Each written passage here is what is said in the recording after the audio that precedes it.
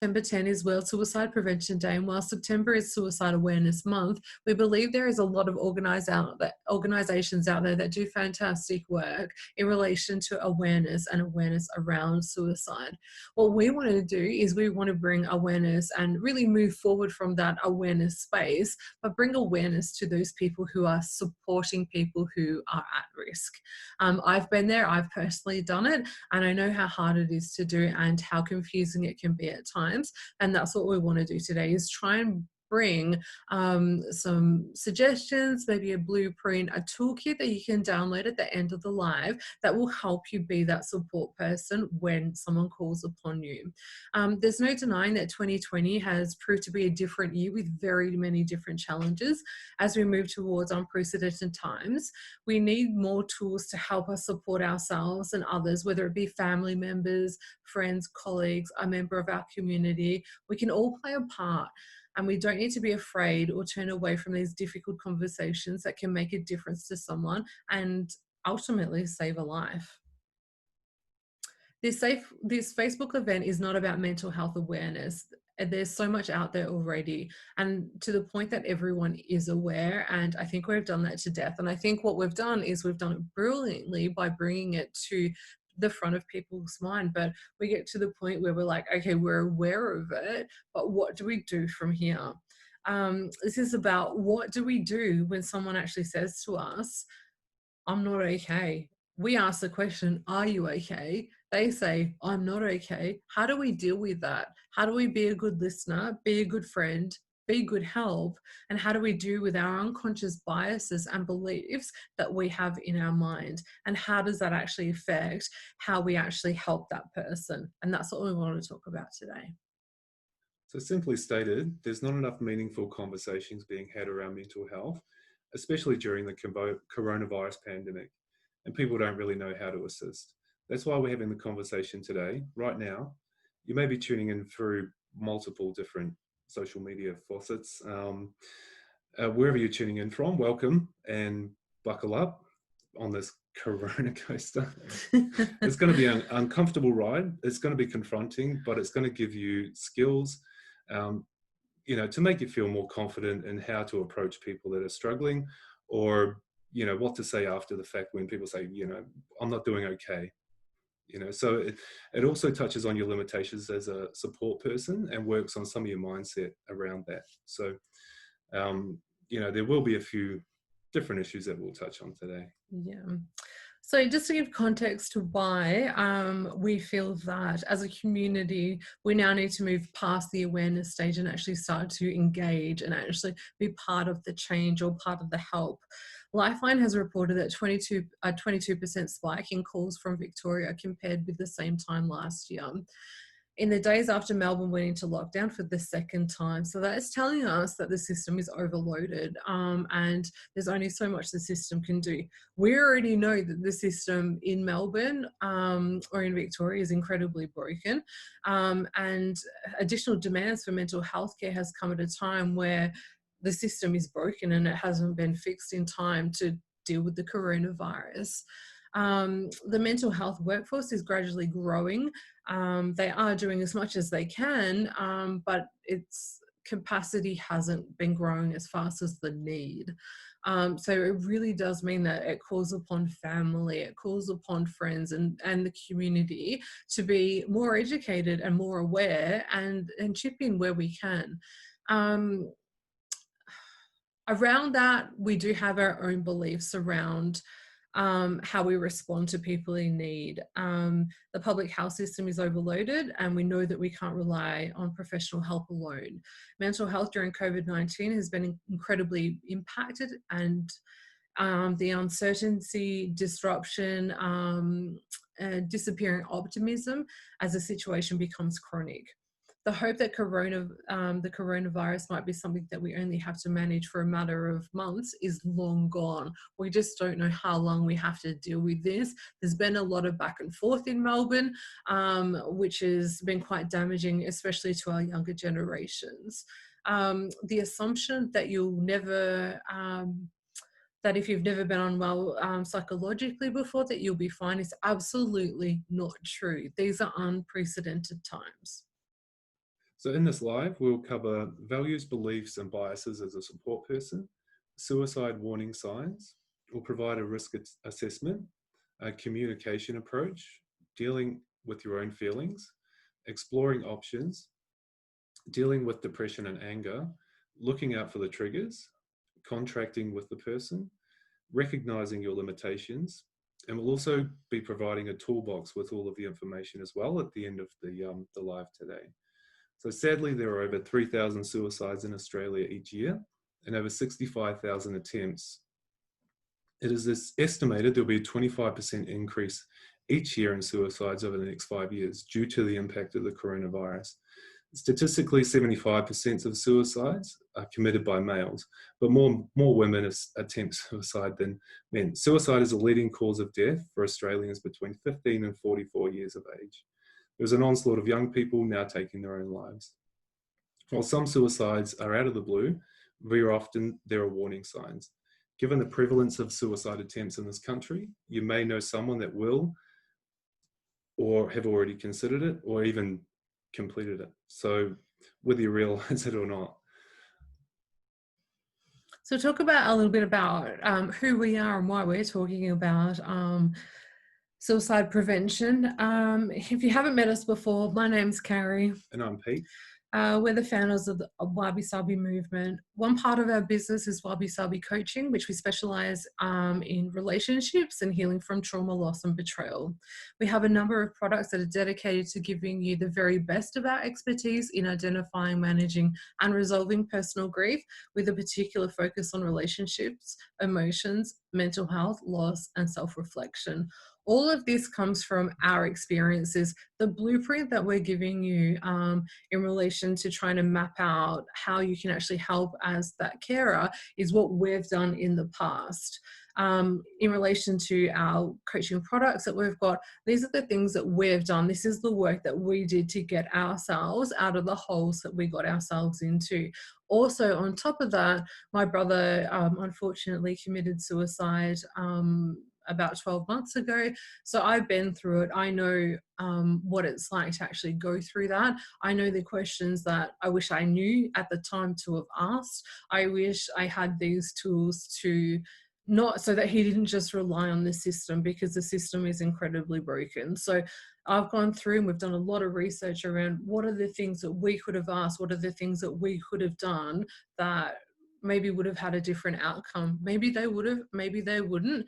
We all have our own beliefs around suicide and whether, people will never do it, no matter how many times they attempt, or if it's a cry for help, or what it is. And we're going to talk about how our beliefs, our values, and how we feel about that actually impacts how we help someone. As expert relationship coaches, we identify the risk of people have in recent trauma. We have found these people that are very much at risk around the time of crisis, including in this category of people who have suffered from a loss associated with relationships. So we specialize in relationship coaching, and we understand that people who go through the problems in their relationship are incredibly vulnerable and incredibly at risk. So we really want to bring that to the forefront of people's minds, that when people are saying that they're having issues with their relationship, they're separating, they're getting divorced, there's kids involved, just understand that it's a very risky situation, and we want to give you the tools as a friend or as a support person to really help that person. We also want you to understand your powers and your limitations, what you can and can't do, what your limitations actually are, so that you don't feel like you've let someone down, or that an outcome is because of something that you've done. So the first step in helping is to try to understand the person's current thinking. And the support person's expectations also have to be realistic. We'll cover these two items later on, but first we'll just go into a little bit of a disclaimer. We are coaches, we're not therapists, psychiatrists, or counselors. The information we share is based on the experience we've had. And if you have any further concerns, please contact one of the professional service providers, which will be listed on our description of our post later on. Okay, so let's get straight into it. The first thing we're going to talk about is value, beliefs, and biases as a support person. The one thing that we have to remember as a support person with someone who is at risk is the support person's expectations have to be realistic. Your thoughts are not their thoughts, and you really need to understand that. There are ethical issues involved when dealing with a person who is contemplating suicide. Before choosing how we do with those, requesting our help, we need to clarify our own beliefs in relation to suicide. It's ultimately desirable that we do not impose our own values on the people who seek our help. However, we do need to be authentic to ourselves. So each of us needs to do our own work in order to satisfy our own conscience. In addition to this, we need to be aware of any biases that we have in relation to suicide. For example, ask yourself this very confronting question. Does a person have the right to take their own life if they choose to do so? It really is a quite hard one. My answer to that will be very different to Pete's, and Pete's answer to that will be different to mine, and probably different to someone who seeks our help. Your answer to this question may differ from ours, and answers may differ from those of for people who seek your help. We suggest that you explore this question in depth so that you have a clear idea of your own attitudes and beliefs regarding suicide. You will then be better equipped to support someone who has suicidal thoughts. Yeah, we understand that some people believe that a person has a right to kill themselves if after careful consideration, if they choose to do so. And where most people strongly oppose this view and believe that firm intervention is justifiable and necessary to prevent suicide from occurring. Many people believe that a person who is contemplating suicide may temporarily, emotionally be disturbed and are not capable of making a rational decision at that time. So this belief is reinforced by the experiences with people who are suicidal and then later have thanked those that have helped them because they've found new meaning and satisfaction in their lives. So a lot of people, they feel that their duty of care justifies the need for firm intervention and voluntary hospitalisation and subsequent psychiatric treatment where other options have failed. Clearly, there are duty of care issues involved because suicide involves a one-way journey, and people who have suicidal thoughts need to be taken seriously. Remember that people who repeatedly make suicide attempts often succeed in killing themselves eventually. So their cry for help needs to be heard before it is too late. And it needs to be taken seriously. The second one is reasons for having suicidal thoughts. So we're going to go through all the reasons why people may have suicidal thoughts. People who are considering suicidal thoughts broadly fall into four categories, although they tend to overlap to some extent. The first category comprises of people whose quality of life is terrible and who see very little or no possibility for improvement. Included in this category are people who are chronically ill, have chronic pain, seriously disabled, or are in extreme poverty with very little possibility of changing their situations. Such people are often severely depressed and are seriously at risk of ending their lives because they can see little to no reason for living. This is particularly so if they are alone and they do not have adequate social support. The second category includes people who have experienced a recent trauma. These people are very much at risk around their time of crisis. Included in this category are people who have suffered a loss associated with relationships or some other type of loss. So for example, a loss of a limb or an internal part of their body. Mental functioning due to age or brain damage. We've noticed a high proportion of problems people experience are concerned with trauma, loss, betrayal, issues related to relationships that fall into the four major categories. These are dysfunctional relationships, failure to form meaningful relationships, lost relationships through death and separation, negotiating the normal or developmental changes and changes in relationships. Just remembering that it's really important for people to have connection with people at some level. So when people go through some sort of like a divorce or separation or something like that, it's that loss of that meaningful relationship, which can happen very early on in the relationship, but may only be realized at that time of separation. The third category comprises of people who use suicidal talk or suicidal behavior as a last resort in an attempt to get others to hear or respond to their pain.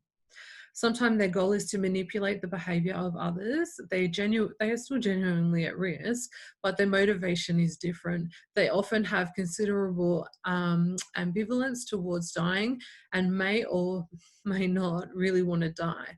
Some people in this category are openly manipulative and, for example, might say to a spouse who has left them, "Come back to me or I will kill myself," or "Don't leave, I will kill myself." Do you want to? But the fourth category includes people who are having a psychotic episode and maybe hearing voices that tell them to kill themselves. Clearly, these people need urgent psychiatric help, so you might not be able to assist them with the regular tools that you may have. So the first step in helping is try to understand the person's current thinking to get a better understanding of where they're at. Absolutely. Um, we're drawing up a list of possible reasons as to why a person might contemplate or talk about the possibility of suicide. As you go through this list, which will be available in the toolbox that's downloadable at the end of this live, you may wish to think about whether there might be other reasons which have not been included. This list will also, sorry to explain that, it'll be available as a download. So the reasons for this are because they despair of the current situation and are unable to see an alternative solution to their problem, which seem to be unsolvable, intolerable, and inescapable. Because they are emotionally disturbed, are afraid that they may commit suicide and want to be stopped. They may talk about it to make a statement, as a way of hurting others, as an ultimate expression of anger, to make a last-ditch effort to draw attention to seemingly impossible situation when other methods have failed. Another reason is to manipulate someone else. Because they have positively decided to commit suicide, want to do it, and want other people to understand the reasons of the proposed action. To be in contact with another human being prior to or whilst dying, to say goodbye as preparation for death, because they have a psychotic episode and are hearing voices telling them to kill themselves. So the next one is risk assessment. Anyone who says that life is not worth living may be at some level of risk. However, many people who have no intention of killing themselves experience times when they despair and also start to question the value of their lives. The difficulty is to determine the level of risk for a particular person. I mean, this may vary depending on your relationship with that person. You may know, what your experience have been in the past. It's here that experience can be very helpful in estimated level of risk and deciding whether action needs to be taken or not, and in choosing the action to take. If action is needed, consequently being super clear on your values and beliefs in this regard will be helpful in determining the best course of action in order to satisfy your own conscience. There's some factors that are commonly considered in the relevant literature to be useful in determining level of risk. We'll suggest further reading at the end. There are a number of risk factors to be considered. This is quite lengthy, the risk factors to be considered. What we might do is just summarize them, and then in the downloads we'll provide the further information. So the risk factors to be considered is gender and ethnicity. Women attempt suicide more often than men.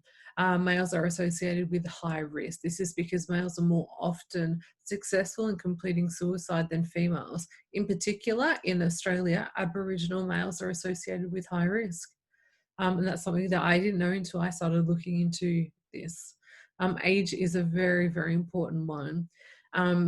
Intense or frequent thoughts of suicide. So this is really opening up that dialogue with people and having open and honest conversations and creating that safe space, but also creating trust walls where you're not going to discuss that with anybody else but the person who is going through that. Warning signals. There are a lot of warning signals that can let you know where that person is actually at.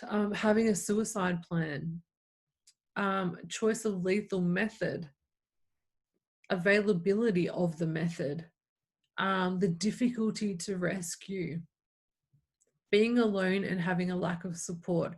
Don't forget that when people contemplate suicide and they're seriously considering it, they're considering all these things that we wouldn't think about, and that you may not have thought about in order to, help save that person. Being alone and having a lack of support. Previous attempts is really Previous attempts is an indication of risk. This is particularly so if the attempts have been frequent and are recent and have been serious. If a friend or family member has died or suicided, that person is at risk. Someone who's regularly listening to songs about death. Depression is another indication. Psychiatric history, loss of rational thinking, unexplained improvement, giving away possessions, medical problems, substance abuse, relationship problems, changes in lifestyle or routine, financial problems, trauma and abuse, loss. It's the last one, I think. Yep, loss. The risk factors that we've just discussed are included in our assessment risk, which will be included in the toolbox of resources, and it goes through in a lot more depth around that. This assessment may be used for personal use and used as an aid to support in identifying risk factors of people with suicidal thoughts or tendencies. However, it must be remembered that there is no one precise formula for assessing risk. There is no crystal ball because we as humans are all unique, possessing our own individual qualities. All talk of suicide needs to be taken seriously and appropriate help sought when necessary. So what this is it's an actual assessment, where you can go through and tick the boxes and have a look at, if you're supporting someone or you're worried about someone, how many boxes you're actually ticking there, to assess the risk involved. The next section we want to talk about is actually communication methods and how, as a support person, we communicate to someone who's at risk. So perhaps the biggest problem for a support person when seeking to help a person troubled by suicidal thoughts is a support person's own anxiety. So sometimes when this is new to a support person, they'll try and deflect a person away from suicidal talk rather than encouraging them to bring it to them, or bring their self-destructive thoughts into the open and deal with it appropriately. So unfortunately, such avoidance of the issue may increase the likelihood of a suicide attempt. So it's very advantageous to bring it out into the open. So when exploring suicidal thoughts. So whenever we communicate with a depressed or anxious person, we need to look for the smallest clues that might suggest that the person may be contemplating suicide. So people are often reluctant to say, I want to kill myself. They tend to be less specific and want to make a statement such as, I don't enjoy my life anymore, or I'm fed up with living. So when a person makes a statement, like this, it might make sense to be direct and just ask them, are you thinking of killing yourself? In this way, it brings the suicidal thoughts out into the open and can be dealt with. We need to be of the understanding that a significant proportion of people are at some times in their lives ambivalent about wanting to live, and many consider the possibility of committing suicide before rejecting it. Mm-hmm. So it's very important to just bring it all out into the open and just ask those, pretty hard-hitting questions, because you need to know, and that person needs to know as well, I think, just to make it clear. Absolutely. And it's advantageous to be direct when exploring suicidal thoughts. There's no pussyfooting around it. We really need to get to the question. We really need to ask it, so that we know where that person actually is at. By asking the question, they may not realize that they're actually heading towards that, but by asking it, it brings them to, it allows them to go full circle, and maybe reject that idea and that thought. So initially, it's important to concentrate on establishing trust, just so you can talk openly about their feelings and intentions. We can encourage this by saying, I'm concerned for your safety and well-being, and it's important for me to understand fully how and why you're feeling the way you do. By taking this approach, the person is likely to recognize that you are joining them with the exploration of their feelings rather than working in opposition or just judging them.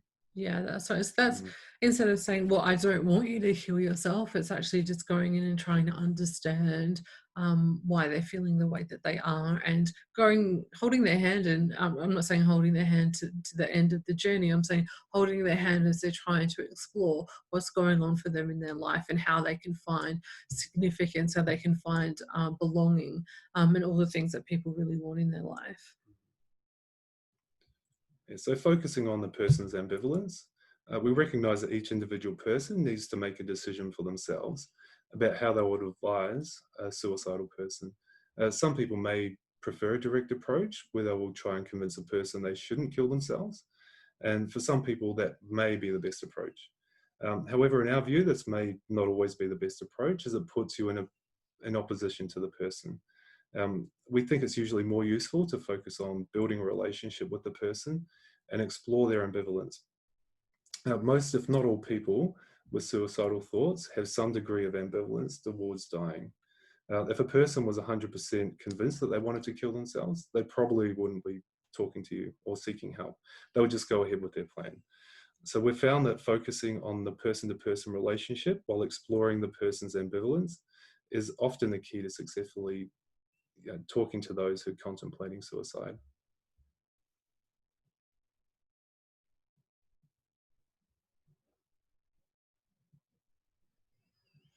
And the other option is exploring options. So, one of the problems with making a choice between two alternatives is that whenever we make a choice, almost invariably there's a loss or a cost involved.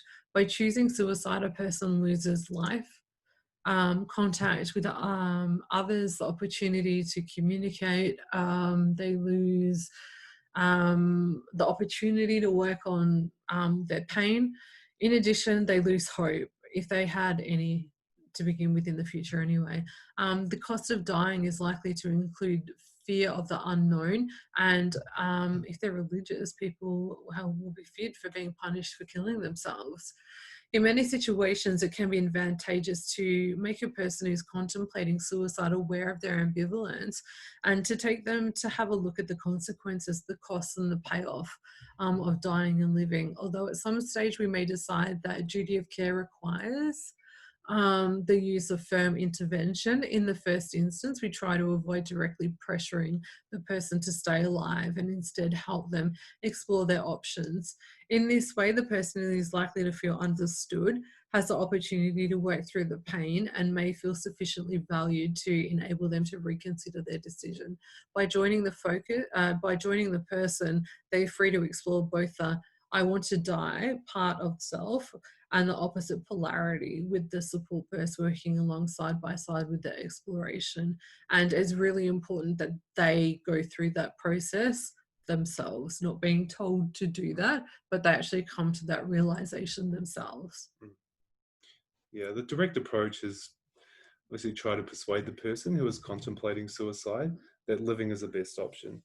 This is not usually the first preference because it sets up a struggle between the person who is saying, I want to die, and the support person who is saying, I want you to live. There is then heavy pressure on the support person of the rightness of living. And this may be difficult as a support person and the person are in opposition rather than joining together. Even so, this approach can be successful with some people. There is no universal right way to go. Every person is unique, and so is every support person. Each support person needs to choose an approach that seems right for them and for the person who is seeking their help.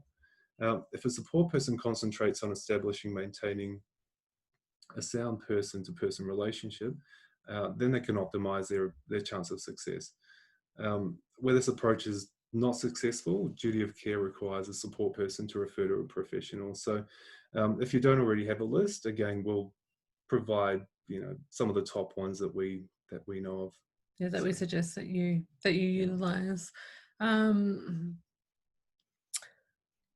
The last one is dealing with your own feelings, and this is dealing with your own feelings as the support person, and just remembering that the person is more important than the problem. We very much believe in self-care, and attending to our own oxygen mask before attending to others. In other words, owning our stuff. This allows us to care for others so that we can then give to others. It would be very, very unusual for a person indeed if you don't become emotionally tense when a person tells you that they're having suicidal thoughts. It is a very, very challenging situation. It puts a lot of pressure on you as well. Allow yourself to experience your feelings as they pop up, and then you'll be able to decide what you'd like to do about them. Um, it's likely that these feelings may result from you giving yourself unhelpful messages, and putting a lot of pressure on yourself, like that if if you don't do XYZ, then they're going to kill themselves, and the outcome's going to be that. We need to have realistic expectations. We need to know our limitations. We also need to understand how much influence we actually have on someone. If someone comes to us and says that they're suicidal and they want to die and all this kind of stuff, it's very, very hard, and we don't really have the power to stop that. We have a way of, like that we've just gone through, multiple ways of how you can deal with that, and help them as best as possible. But ultimately, you don't have control over somebody else. No one has control over anybody else. We can only give as good as we are, and you cannot give from an empty vessel or from a place of fear.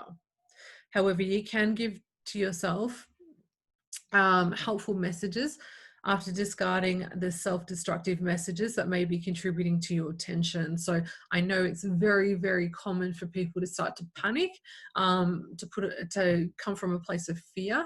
And what we do have is a list of messages that we would ordinarily probably say to ourselves that are incredibly unhelpful when we're in that support position, to new messaging that would like you to change that to. It helps change your mindset.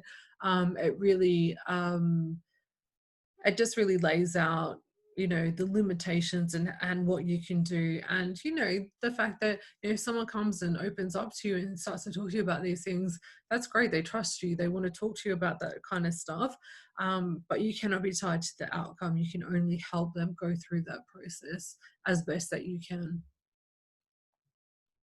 So we want to challenge your self-destructive thoughts.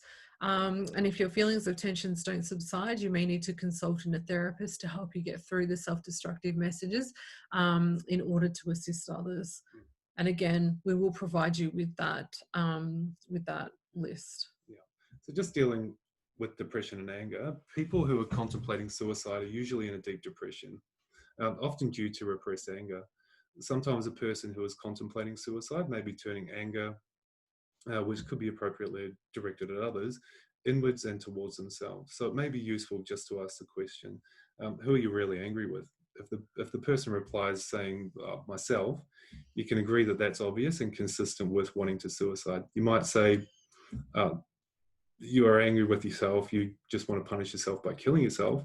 This reframe of suicide as self-punishment rather than escape may be useful in some cases, in helping to produce change. You could then ask, after yourself, who are you most angry with?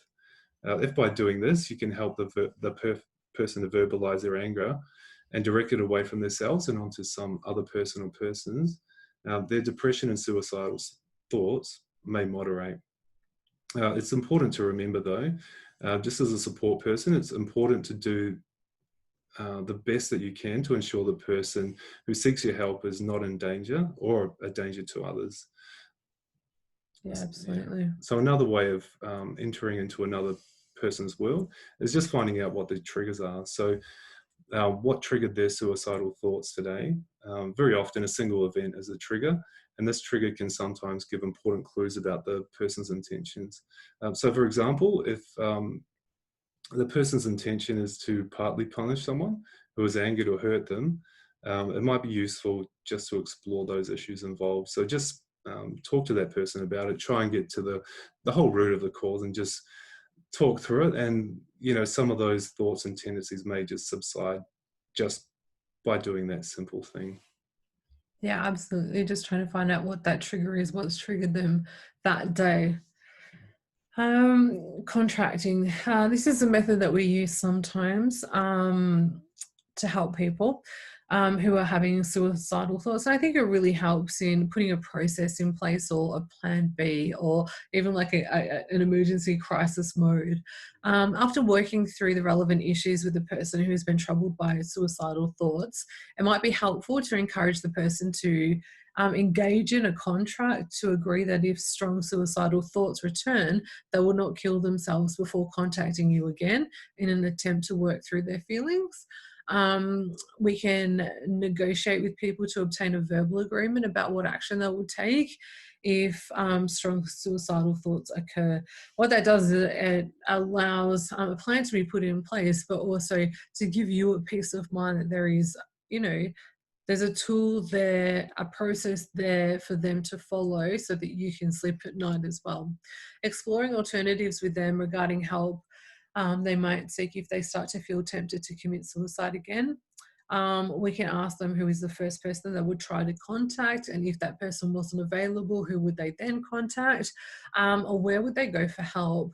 In seeking a verbal agreement, we rely on the strength of the relationship, making it clear to the person that it is important to us that we believe that we can trust them and honour the agreement. It's also important to recognize your limitations. So don't forget that it's unrealistic, unfortunately, to expect that a person will necessarily decide to stay alive. You might be able to if you choose to take measures to ensure that the person stays alive in the short term, but in the long term, it's probably going to do more harm. And if they are determined to kill themselves, they are likely to succeed. If you will need to decide whether direct action to prevent suicide is warranted and necessary. This decision is a heavy one, and it's uncertain, to be influenced by your own values. So you just, again, going back to the triggers and all of that, and your own values, it needs to come into play here as well, to decide what your next steps are going to be. There are some cases where the decision to intervene is clear. Would be, for example, unethical and irresponsible to allow somebody who is psychologically disturbed due to a temporary psychiatric condition or a sudden trauma to kill themselves without determined and positive action being taken to stop them. A person who is seriously contemplating suicide, they're likely to need ongoing psychotherapy from a skilled professional. So be prepared, to refer and suggest further help appropriately.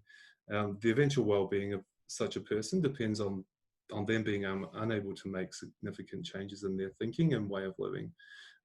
It's unlikely to be achieved in one professional counselling session, so there might need to be either a specific counsellor or even alternative counselling as well. There's a lot of avenues out there, but I think the first step is just going to one person or a counsellor.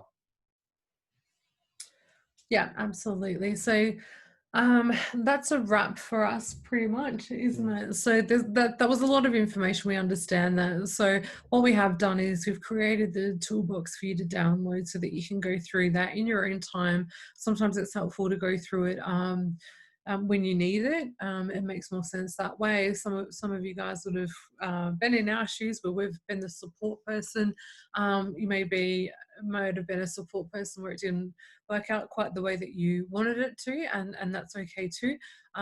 We just want to make sure that we're not afraid to go out and support people because we're afraid of the outcome, or it comes from a place of fear. People are reaching out because they need help, they need connection, they need help. Sometimes they just need to go full circle in their mind to try and work out what it is that's actually going on. The cost, the weighing up the cost, that tool is actually a really, really good one for them to go through. But being available is, and not being afraid to be available to them. I hope you found this information to be useful. Today, it's all about suicide prevention. We feel like there is a lot of information out there around helping people who are at risk. We just want to make sure that the people who are helping those that are at risk are okay as well, because it puts a lot of pressure on you. and we're all going through the pressures of the COVID roller coaster right now. So make sure you download the items in the toolbox. We'll put the link in the post so that you can do that.